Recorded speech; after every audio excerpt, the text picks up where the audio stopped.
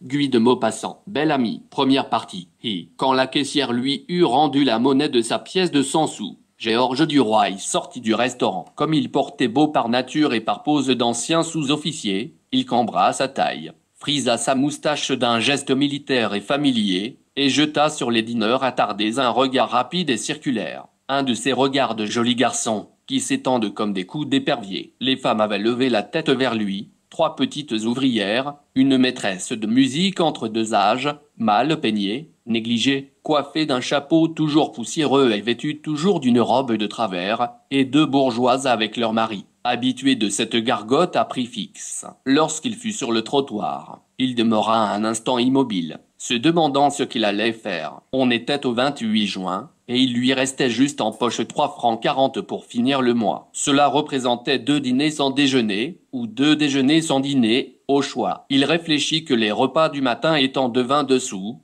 au lieu de 30 que coûtaient ceux du soir, il lui resterait, en se contentant des déjeuners, 1 franc 20 centimes de boni, ce qui représentait encore 2 collations au pain et au saucisson, plus 2 bocs sur le boulevard. C'était là sa grande dépense et son grand plaisir des nuits, et il se mit à descendre la rue Notre-Dame de Lorette. Il marchait ainsi qu'au temps où il portait l'uniforme des hussards, la poitrine